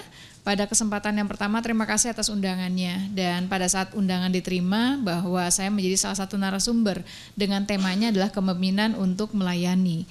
Dan tadi Pak Haji Abdul Mukti, Ibu Prof. Masito juga sudah menyampaikan apa itu kepemimpinan, bagaimana kepemimpinan perempuan dan yang lainnya. Dan saya melihat literatur dari semuanya dan belajar dari pengalaman saya, mendapatkan amanah menjadi wali kota Tangerang Selatan, maka pemimpin itu bisa dilihat ataupun 4 dimensi dalam diri pemimpin. Ada spiritualnya, emosional, intelijensi, serta fisik. Dan tentu karakter pemimpin yang ideal adalah adil dan bijaksana, tentu juga harus sabar, apalagi masyarakat sekarang yang sangat luar biasa. Teknologi pun juga memudahkan dan mendekatkan kami dengan masyarakat, dan masyarakat juga memudahkan untuk bisa menggunakan jalur teknologi berkomunikasi dengan para pemimpinnya. Amanah, mampu menjadi teladan, mampu memotivasi, serta memiliki konsekuen atau komitmen dalam hal ini.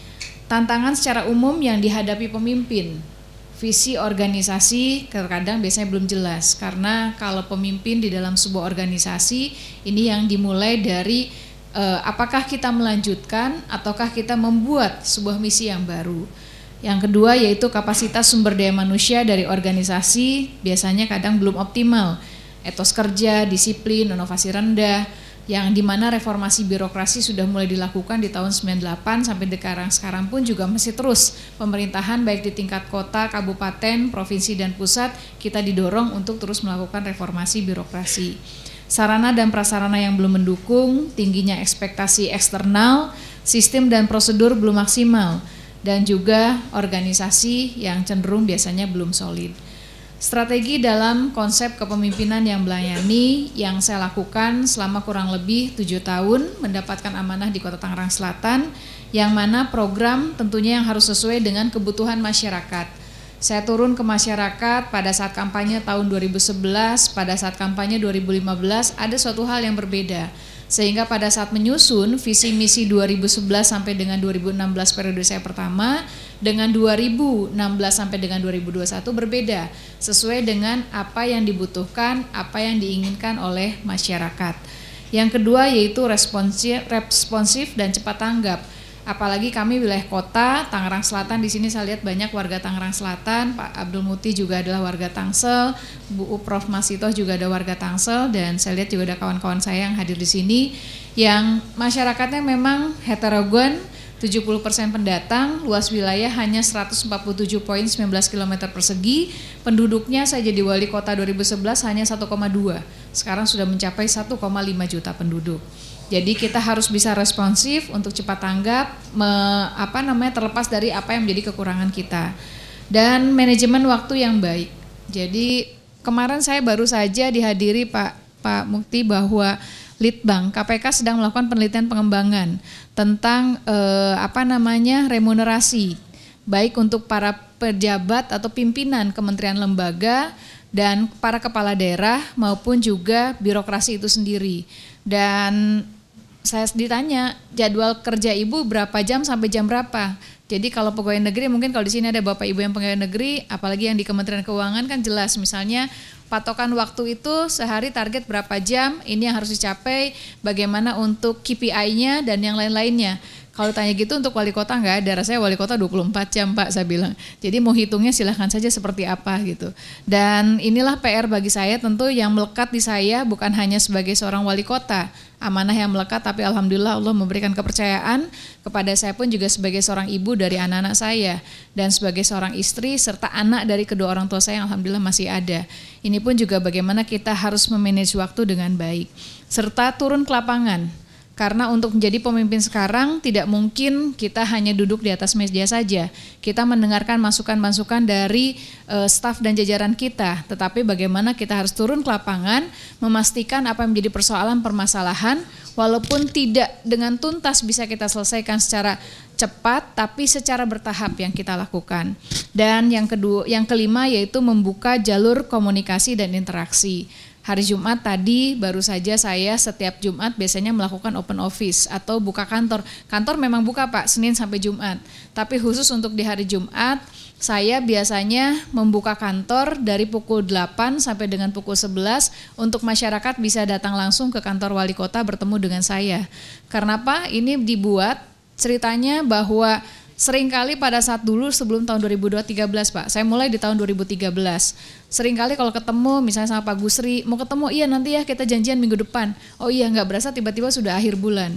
Nah, maka saya membuat komitmen bahwa saya harus komit setiap hari Jumat, saya terima warga, saya ketemu langsung dengan warga, saya bisa mendengar keluhan masyarakat, masyarakat bisa memberikan masukan kepada saya, dan ini juga sama-sama mendisiplinkan warga pun juga kalau untuk mau ketemu sama-sama di hari Jumat. Ataupun juga kita dengan menggunakan teknologi. Di pemerintahan kota dan konsep Smart City kita ada aplikasi siaran Tangsel, ada website kita, ada hotline kita, atau bisa langsung dengan surat menyurat yang lainnya. Jadi kita gunakan ini dalam rangka untuk membuka jalur ataupun komunikasi interaksi dalam rangka untuk melayani. Karena prinsipnya pemerintahan yang di sekarang ini tidak lagi seperti sebelum reformasi. Wakil saya dari birokrasi Pak. Jadi Pak Benyamin Daphni, wakil wali kota saya, dimulai karir dari pegawai negeri, lurah, camat, sampai dengan wali kota. Jadi jawabannya enakan jadi camat zaman dulu daripada zaman sekarang wakil wali kota. Dulu kalau ke kampung, wah diarak-araknya luar biasa Bu. Kalau sekarang mah udah enak aja katanya SMS apa, menghujat, mencaci maki seperti yang lainnya. Ini suatu paradigma yang sangat luar biasa. Jadi tidak lagi ASN ataupun kami kepala daerah itu dilayani, tetapi konsepnya adalah bagaimana kami melayani. Sehingga pada saat periode 2016, periode yang kedua, saya sepakati bersama, kita susun bersama-sama dengan aparatur sipil negara Kota Tangerang Selatan untuk membuat komitmen. Jadi komitmen ini juga salah satunya adalah singkatan. Ini yang kita susun bersama-sama. Bukan sifatnya top down, bukan sifatnya dari atas dari saya instruksi, tetapi mari yuk kita bareng-bareng sama-sama. 5 tahun sudah saya menjadi wali kota, mendengarkan dan sabar untuk tidak terlalu lari membawa gerbong reformasi aparatur sipil negara. Tapi untuk 2016 sampai dengan 2021 periode kedua, mari kita sama-sama membuat komitmen bersama agar reformasi itu bisa berjalan dengan cepat. Maka kita bikin dengan singkatan yaitu kerja cerdas, kerja keras, tuntas dan ikhlas. O-nya adalah orientasi pekerjaan sampai pada manfaat dan dampak. M-nya memahami visi dan misi daerah serta tugas dan tanggung jawab. I-nya inovasi dan pemanfaatan teknologi menjadi landasan. T-nya adalah tangguh dalam menghadapi tantangan dan tanggap terhadap situasi dan kondisi. M-nya mengutamakan pelayanan kepada masyarakat. E-nya yaitu adalah efisiensi dan efektivitas menjadi prinsip, serta N-nya norma, nilai, dan etika menjadi panduan. Ini semua berdasarkan dari visi misi yang saya sampaikan kepada masyarakat pada saat saya kampanye, di mana Tangsel menjadi sebuah kota yang cerdas, berkualitas, berdaya saing, dan berbasis teknologi dan inovasi. Dengan prinsip 5 misi yang harus saya jalankan, yang saya dengan wakil saya harus pertanggungjawabkan di akhir masa jabatan saya insya Allah, yaitu di tahun 2021, di mana misinya adalah mengembangkan manusia yang handal dan berdaya saing, meningkatkan infrastruktur kota yang fungsional, menciptakan kota layak huni yang berwawasan lingkungan, mengembangkan ekonomi kerakyatan yang berbasis inovasi dan produk unggulan, serta meningkatkan tata kelola pemerintahan yang baik berbasis teknologi informasi. Inilah beberapa hal yang menjadi pedoman selama kami bertugas, selama kami diberikan amanah oleh Allah, dan mudah-mudahan saya bisa menjalankan ini semua dengan sebaik-baiknya sehingga bisa meninggalkan legacy yang baik untuk masyarakat Tangerang Selatan, di mana komitmen saya sebagai kepala daerah, komitmen wakil wali kota beserta dengan seluruh jajarannya adalah untuk melayani. Tentunya karena saya perempuan, maka ada kelebihan kami di kaum perempuan tadi disampaikan oleh Pak Abdul Muti, yaitu dengan hati, perasaan, dan empati, walaupun rasionalitas harus tetap ada. Terima kasih. Wassalamualaikum warahmatullahi wabarakatuh.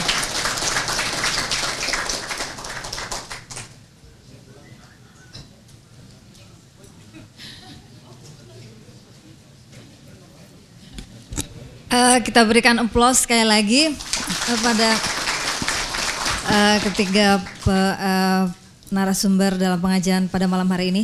Saya kira tadi Ibu Airin masih akan lama Bu, jadi saya tadi masih agak santai gitu.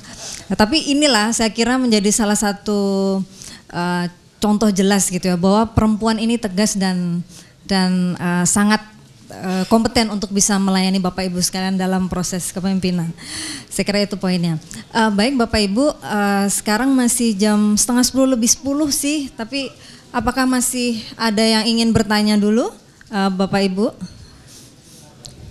baik silakan Pak, ada mungkin 2 pertanyaan saja karena nanti jam 10 pukul 22 harus kita akhiri. Tadi ada Mas yang belakang dulu, baik mungkin 2 orang saja saya kira ya, karena nanti akan segera direspon. Silakan Pak. Silakan Pak, berdiri boleh ya. Bismillahirrahmanirrahim. Assalamualaikum warahmatullahi wabarakatuh. Nama saya Hermani, Bu. Berbicara masalah perempuan. Tadi banyak sekali yang disampaikan keberhasilan. Saya sedikit mengacu yang sepengetahuan saya di dalam ajaran-ajaran agama. Kebebasan perempuan ini sangat terbatas. Contoh, keluar rumah saja, kalau sudah bersuami harus minta izin.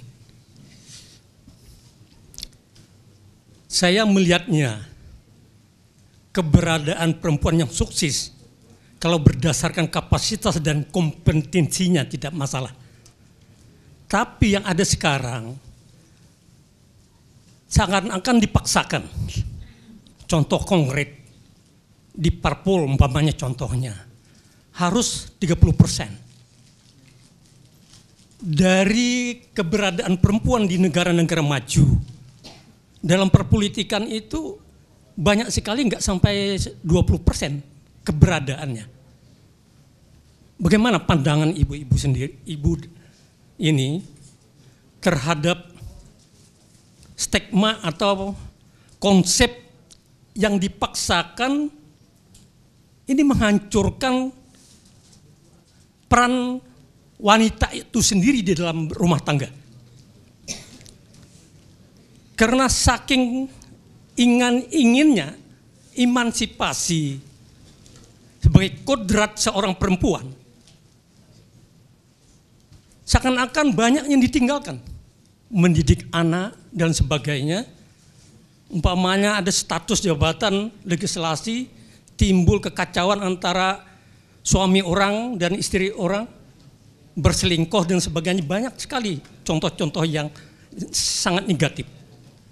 Ini adalah stigma yang negatif yang saya ingin pendapat ibu-ibu, apakah juga nggak ada korelasi antara kenakalan, narkoba dan sebagainya ini? Peranan ibu itu yang terabaikan terhadap mendidik anak. Dengan konsep Islam jelas ibu adalah berperan untuk menciptakan kader-kader yang ini. Saya melihat agak kacau sekali generasi yang ada sekarang ini untuk di masa yang akan datang. Sekian dan terima kasih. Wassalamualaikum warahmatullahi wabarakatuh. Sekalian apa langsung jawab?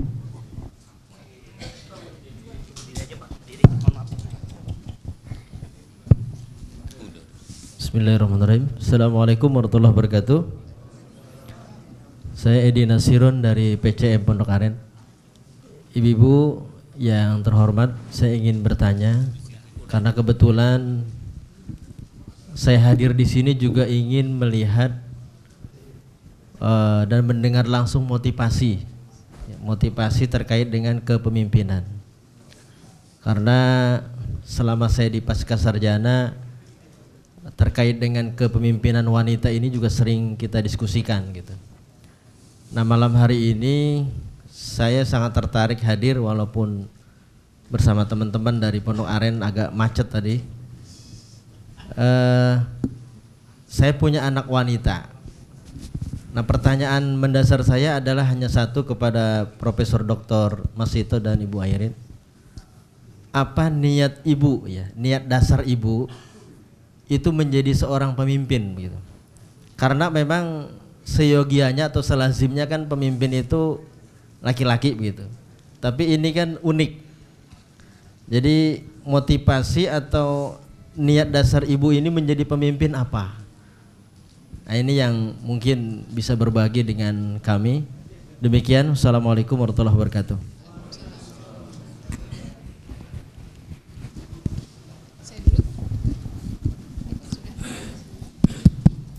Baik, terima kasih. Pertanyaan pertama dari Pak Ermani mengenai persoalan perempuan sekarang gitu ya Pak ya, bahwa persoalan bangsa di mana anak-anak kita akibat narkoba dan hal yang lainnya. Ini akibat dari contoh orang tua yang tidak baik. Saya simpulkan pertanyaan Bapak seperti itu. Jangan sampai terjadi pemaksaan manakala undang-undang regulasi contoh di legislatif harus misalnya untuk struktur struktur dari pencalegan itu minimal 30% perempuan. Izin Pak, mungkin saya hanya melihat dari sudut pandang saya sebagai seorang perempuan, sebagai seorang ibu dan juga sebagai seorang anak Pak.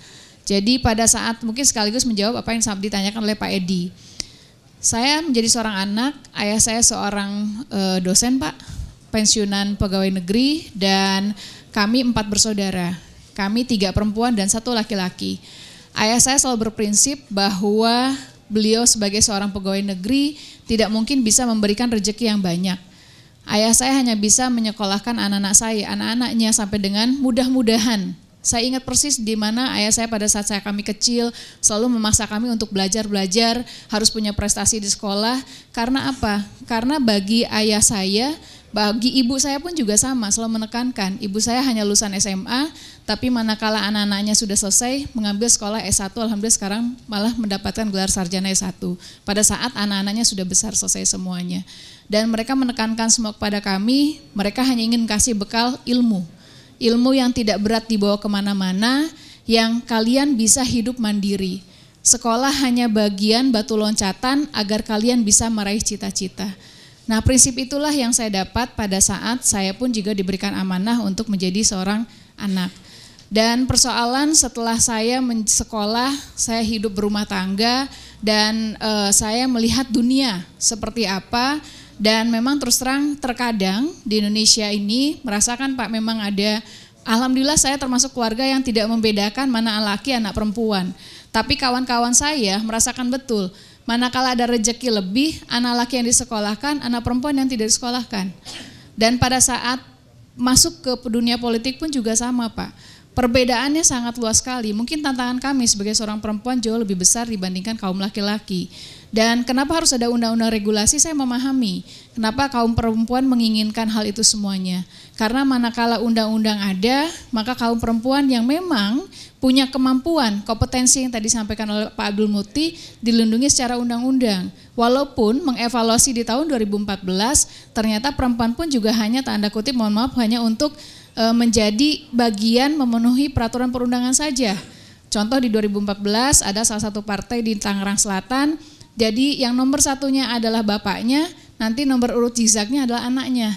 Jadi minimal anak saya keliling tapi sebetulnya buat nomor saya Pak katanya. Jadi itu yang suatu hal fenomena yang menurut saya memang harus. Kalau bagi saya, mohon maaf kalau memang kita berbeda pandangan, tapi dengan adanya undang-undang ini ada regulasi dan aturan, minimal itu pun juga melindungi bagi kami perempuan manakala kita memiliki kompetensi. Tapi di satu sisi bahwa pengajaran itu penting. Pengajaran sangat penting karena manakala kita punya ambisi, kita harus sadar. Ini di sini ada adik-adik calon ibu juga. Sebetulnya tujuan hidup kita ini mau apa gitu. Tinggal ke sana saja gitu Pak. Kebahagiaan kita itu apa gitu. Manakala kebahagiaan kita tahu dan sudah jelas, ya jalankan itu semua untuk mencari berkah ridho Allah. Nah, untuk setelah dari situ kita akan tahu, saya yakin semuanya akan kembali bahwa persoalan untuk membina anak, mohon maaf Pak, nggak hanya perempuannya, ya cuman ibu, bapak pun juga sama. Bapak pun juga punya peran yang sangat besar dalam bagaimana membentuk anak-anak itu tidak terkena narkoba. Bagaimana kompaknya seorang ayah dan ibu itu bisa melahirkan anak-anak yang baik. Tapi manakala ayah ibunya nggak kompak, berantem terus, anak-anak nggak betah di rumah, itu pun juga bisa jadi narkoba Pak. Jadi bukan hanya karena perempuan aktif di politik, perempuan mengejar karir, anaknya bermasalah. Ada juga pengalaman ibunya nggak ngapa-ngapain di rumah juga bermasalah Pak. Mohon maaf izin misalnya tadi urusan selingkuh menyelingkuhi, yang nggak diem aja juga selingkuh zaman sekarang. Ketemu di grup WA, reunian yang lain-lain, ketemu di Facebook ada juga gitu. Jadi semua itu tergantung kepada kembali diri kita. Pondasi agama yang sangat kuat. Orang tua saya mengajarkan bahwa ilmu dunia iya, tetapi ilmu akhirat iya. Maka tugas kita semua adalah bagaimana memberikan fondasi yang baik kepada anak-anak kita. Sehingga pada suatu saat nanti mereka ada suatu hal yang tidak baik, maka mereka akan kembali lagi. Ini yang pengalaman pribadi saya, Pak. Saya melihat dunia luar seperti apa, saya melihat lingkungan juga seperti apa, tetapi di satu sisi sepertinya pemaksaan secara undang-undang, kalau saya melihat dari sudut pandangnya memang harus, karena untuk melindungi kita kaum perempuan. Terlepas nanti apakah itu dipaksa atau tidak, ini kan hanya nomor urut saja, Pak. Nanti pada saat pilegnya sendiri pun juga belum tentu perempuan yang terpilih, belum tentu laki-laki yang terpilih. Ini hanya lebih ke keterlindungan, karena sebelum ada undang-undang pemilu ini, perempuan memang sangat sedikit, Pak, untuk ikut berkompetisi. Jadi memiliki kemampuan, memiliki kompetensi, tetapi manakala tidak diberikan ruang, maka tidak bisa menalurkan kompetensinya. Persoalan apakah perempuan itu menjadi baik dan tidak baik, persoalan apakah anak-anak nakal atau tidak nakal, atau anak-anak menjadi soleh, ini laki perempuan harus kompak, Pak. Seorang ayah dan ibu harus kompak, suami istri harus kompak, sehingga bangsa dan negara ini akan menjadi lebih baik. Karena bajunya tidaknya suatu negara dimulai dari rumah itu sendiri. Izin Pak kalau saya menggurui, bukan apa, ini hanya pengalaman saya yang baru usia 42 tahun, yang pengalaman Bapak pasti jauh lebih besar. Saya hanya melihat lingkup yang selama ini saya jalani sampai usia saya sampai hari ini. Dan untuk motivasi kenapa saya menjadi pemimpin. Orang tua saya selalu mengajarkan bahwa kita cari ilmu tetapi kita harus punya pengalaman. Mungkin karena saya dari kecil aktif pramuka, saya aktif paskibra, saya aktif OSIS, saya aktif senat, sehingga pada saat saya pun juga ingin bekerja tetapi tidak lupa kodrat saya sebagai seorang perempuan. Makanya kenapa saya ngambil notaris, kenapa cita-cita saya pengen jadi dokter. Karena saya bisa membagi waktu saya. Kalau saya jadi notaris, saya bisa buka warung, kapan saja bisa tutup dan bisa buka, sehingga tidak terikat dengan jadwal jam saya. Dan pada saat saya masuk di dalam dunia politik pun juga lebih kepada hal pada saat tahun 2006 pilkada langsung pertama kali, saya bantu kakak ipar saya Bu Atut untuk maju calon gubernur. Dan setelah itu ada pemilihan wakil bupati dan wakil bupati di Kabupaten Tangerang. Masyarakat mendorong saya mungkin karena saya keliling terus sebagai tim sukses gitu Pak, tim sukses, sehingga saya dicalonkan kembali. Nah setelah saya dicalonkan kembali, memang belum beruntung pada saat itu, atau memang saya belum berhasil, dan pada saat tahun 2008 Tangsel dimekarkan menjadi daerah otonom baru. Pada saat pemekaran pun juga sama, banyak masyarakat yang mendorong saya, partai politik untuk mendorong saya ikut dalam pilkada Tangerang Selatan. Dan pada saat itu saya namanya kalah pilkada nggak enak Pak. Jadi kalau di sini Bapak Ibu mau nyalon wali kota, nyalon bupati, nyalon gubernur, pikir berulang-ulang kali Pak. Kalah itu sesuatu yang tidak menyenangkan. Karena bisa stres, bener Pak, bisa stres itu. Nah pada saat itu juga saya berpikirnya untuk apa juga gitu kan. Pada saat pilkada yang pertama saya nating tulus saja Pak. Waktu itu ya karena disuruh dan namanya wakil ya sudah ikut saja. Dan itu pun juga saya atas izin restu suami saya. Karena prinsip bagi kami, mohon maaf Bu, apa tidak ya, saya diajarkan bahwa kalau ridhonya anak laki-laki itu di ibunya, tapi ridhonya anak perempuan di suaminya. Yang satu masuk keluar rumah pun juga harus izin, sehingga apapun langkah yang saya lakukan pasti saya selalu mendapatkan izin dari suami saya gitu Pak. Nah pada saat kedua pun juga sama, di awal suami saya tidak pernah mengizinkan. Karena kalah pilkada suatu tidak menyenangkan dan suami saya takut saya kalah pilkada lagi.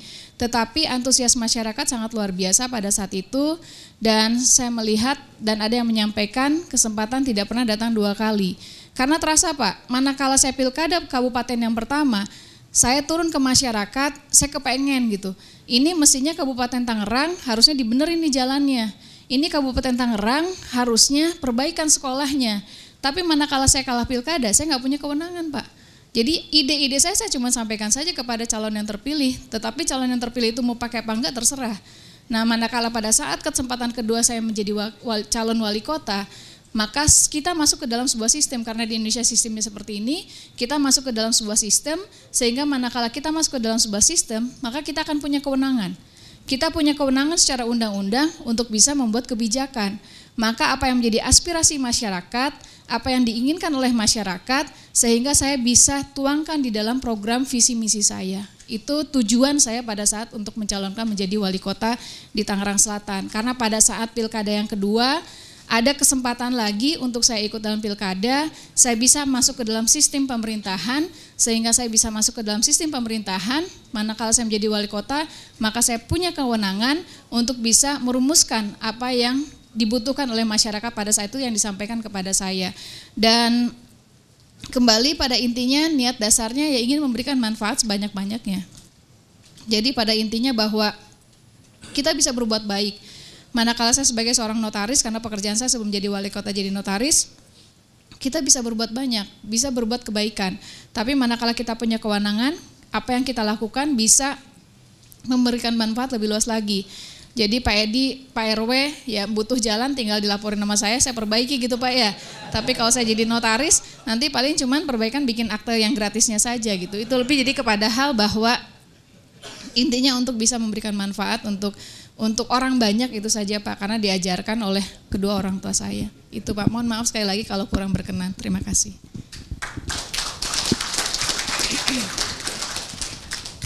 Mohon izin Bu, karena masih kurang 5 menit, jadi mohon mungkin agak dipercepat. Silakan. Ya. Ya, terima kasih moderator. Ya, saya memang tinggal melengkapi saja dari apa yang dijawab oleh Ibu Airin. Dari 2 pertanyaan ini saya jadikan satu. Yang pertama Bapak, bahwa penyebab sekarang anak-anak kena narkoba bukan semata-mata karena dari rumah tangga yang bapak ibunya teledor misalnya, yang tadi sudah disampaikan, banyak yang ibunya tidak bekerja di mana-mana di rumah, tetapi anaknya juga terkena gitu. Jadi itu bukan penyebab yang utama.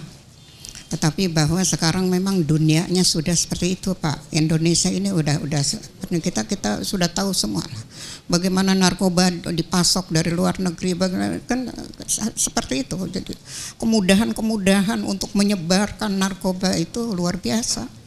Jadi memang ya tinggal tugas kita memperkuat lingkungan kita dari rumah tangga. Tentu semuanya punya peran, ibu dan ayahnya juga punya peran.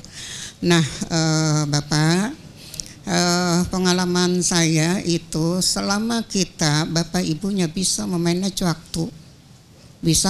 waktunya antara tugas dan kewajiban, itu insya Allah. Ketika sang istri aktif di luar, tentu harus seizin suaminya. Tidak mungkin kalau suaminya tidak mengizinkan akan dia bisa berkiprah di luar. Itu pasti begitu.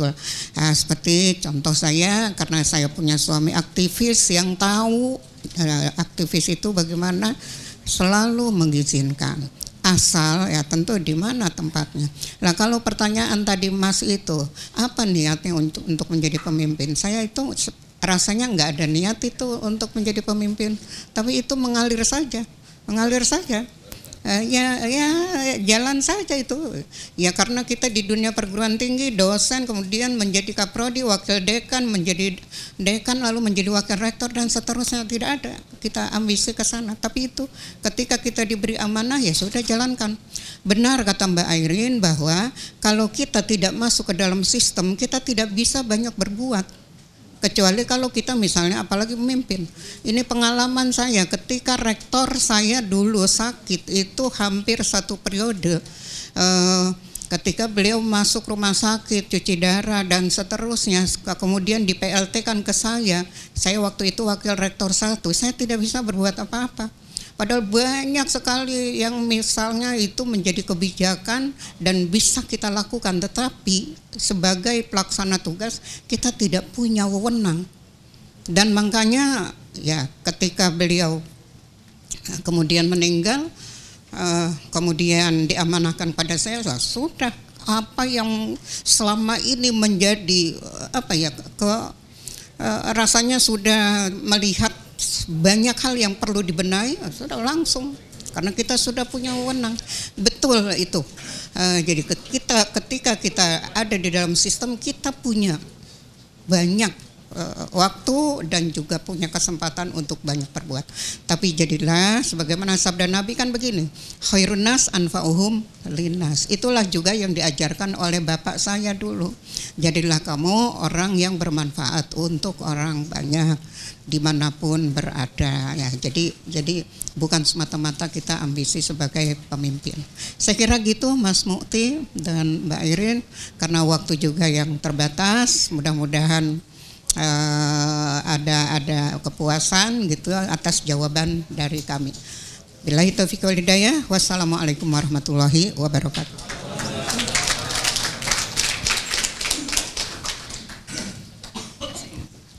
Baik, Mas Muti, silakan menambahkan terakhir, Mas. Oh, cukup baik. Saya kira iya, Mas Muti kan biasanya harus pakai gong dulu. Jadi baik Bapak Ibu jamaah pengajian pada malam hari ini dan pemirsa TVMO dimanapun Anda berada yang dirahmati Allah. Alhamdulillah kita tiba pada akhir acara. Terima kasih kepada Ibu Airin bersedia hadir pada malam hari ini, Mas Mukti, Bu Profesor Dr. Masitoh yang telah memberikan pencerahan dalam pengajian pada malam hari ini. Ada dua hal saja sebetulnya catatan pentingnya. Pertama bahwa betul bahwa keahlian sebagai seorang pemimpin itu lintas lintas jenis kelamin dan perempuan atau laki-laki, sehingga memberikan banyak kesempatan kepada perempuan untuk lebih banyak tampil di publik akan menjadi sebuah pencerahan baru bagi umat dan bangsa. Kemudian yang kedua, perlunya menghadirkan keteladanan dalam kepemimpinan, termasuk untuk kembali menggalakkan bahwa kepemimpinan itu adalah melayani. Jadi seperti tadi cerita Ibu Airin saya kira sangat menarik, ada open house setiap Jumat jam 8 sampai jam 11. Mungkin Bapak Ibu warga Tangsel saya kira sudah sangat cocok ini, sudah tahu jadwalnya. Jadi kalau ada hal yang akan disampaikan bisa bertemu langsung dengan Ibu Airin. Baik, mari kita tutup pengajian pada malam hari ini dengan baca hamdalah bersama-sama. Alhamdulillahirrahmanirrahim. Semoga kita dapat mengambil banyak hikmah dan pengetahuan baru dari pengajian pada malam hari ini. Mohon maaf atas segala kekurangan.